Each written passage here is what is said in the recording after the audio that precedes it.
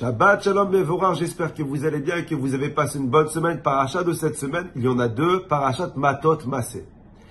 Dans la troisième montée de la Parachat Matot, la Torah nous raconte une histoire. Peut-être que vous connaissez, peut-être que vous ne connaissez pas, je suis là pour ça. La Torah nous dit qu'il y avait 12 tribus dans le désert, ça vous savez. Parmi les 12 tribus qu'il y avait, il y en avait deux. La tribu de Réhouven, qui était l'aîné, et la tribu de Gad. Et la Torah nous dit comme quoi Réhouven et Gad, ils étaient extrêmement riches. Ils avaient énormément de troupeaux. Ils sont partis voir Moshe Rabbeinu et le Sanhedrin, et ils ont dit à Moshe Rabbeinu, Moshe, regarde Blainara, nous sommes très riches. Nous avons énormément de bêtes. Et on ne sait pas si en Israël, il y a de la place pour nourrir tous nos animaux. Et Réhouven et Gad, ils demandent à Moshe Rabbeinu, est-ce que tu nous permets de ne pas rentrer en Israël et d'habiter en dehors d'Israël? La Torah nous dit, je vous lis dans les mots de la Torah, que quand Moshe Rabbeinu il entend ça, il prend peur. Moshe Rabbeinu il dit à Réhouven et Gad, quoi? Vous pensez comme quoi vos frères ils vont aller en guerre pour conquérir Israël et vous allez demeurer ici tranquillement dans le désert? C'est pas possible. Pourquoi vous êtes en train de décourager les Juifs à rentrer en Israël? Moshe Rabbeinu leur dit, mais si vous ne voulez pas rentrer, les autres tribus aussi ne vont pas vouloir rentrer. Vous êtes en train de faire la même erreur que les Meraglim, que les explorateurs, ils ont fait. 10 explorateurs, ils ont réussi à décourager un peuple entier. Et là, on ne parle pas de 10 personnes, on parle de 2 tribus entières. Moshe Rabbeinu leur dit, vous êtes en train de faire la même erreur que les explorateurs. Si vous ne rentrez pas, personne ne va vouloir rentrer. Pourquoi vous voulez qu'on fasse la guerre pour vous? Moshe Rabbeinu dit, mais ça fait 40 ans que vos grands-parents, ils ont fait la même erreur. Et 40 ans plus tard, vous les enfants, vous faites la même erreur que vos grands-parents. Et Réhouven et Gad, ils ont dit à Moshe Rabbeinu, non, Mechila Moshe, je pense que tu nous as mal compris. On t'a pas dit comme qu'on n'allait pas rentrer faire la guerre avec vous en Israël. Je vous lis les mots de la Torah.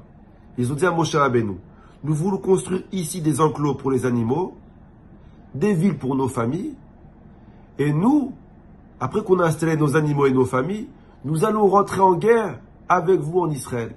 On va prendre les armes, on va rentrer en guerre en Israël avec vous, et on ne quittera pas Israël tant qu'on n'a pas installé le dernier des Juifs. Quand vous serez tous installés, seulement là, à ce moment-là, on rentrera chez nous en dehors d'Israël. Moshe Rabbeinu, il ne sait pas quoi faire. Il demande à Akadosh Baruch Hu, et Akadosh Baruch Hu dit à Moshe, écoute, on peut forcer personne à venir faire son aliyah. Tant qu'ils font la guerre avec Am Israël, tant qu'ils installent tous les Juifs en Israël, s'ils ne veulent pas venir habiter en Israël, ils font ce qu'ils veulent. Ça, c'est l'histoire de la paracha. Rashi, sur place, il est exceptionnel. Rashi dit que quand Réhouven et Gad, ils ont dit à Moshe Rabbeinu, Mechila, Moshe, tu t'es trompé. On n'a pas dit comme quoi on ne va pas faire la guerre avec vous. Qu'est-ce qu'ils ont dit? Nous voulons construire ici des enclos pour nos animaux et des villes pour nos familles.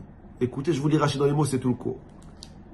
Rashi dit, ils se souciaient plus de leur possession, ils se souciaient plus de leur argent, de leurs animaux, que de leur famille. Car ils ont dit le bétail avant de parler de les familles. Ils ont dit à Moshe Rabbeinu, on va construire des enclos pour nos animaux et des villes pour nos familles. Moshe, il entend ça, il a dit, écoutez, mais vous réfléchissez tordu. Moshe Rabbeinu, il leur a dit, c'est Rachia, ce n'est pas ainsi qu'il faut faire. Faites de l'essentiel ce qui est essentiel et faites ce qui est secondaire, secondaire. Construisez d'abord des villes pour vos enfants et ensuite des enclos pour vos animaux.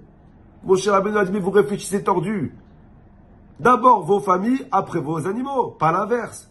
Faites ce qui est essentiel, l'essentiel, et faites ce qui est secondaire, secondaire. À Botaï, sans même s'en rendre compte dans notre vie, on fait la même erreur que Gad et Réhouven.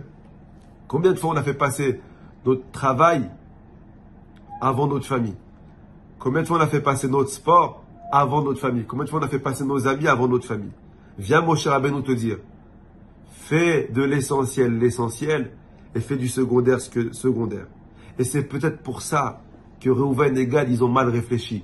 Ils n'ont pas voulu rentrer en Israël. Parce que le fait de penser aux animaux avant de penser à leur famille, alors oui, ils peuvent penser à leur intérêt avant de penser aux mitzvot de la terre. De cette paracha, on apprend une chose magnifique. On a le droit d'avoir des hobbies dans la vie. On a le droit d'avoir des kiffs dans la vie. Mais le kiff, il passe après ce qui est obligatoire. Le kiff, il passe après l'essentiel. Fais de l'essentiel l'essentiel et fais ce qui est secondaire secondaire. À vous et toute votre famille. À la semaine prochaine.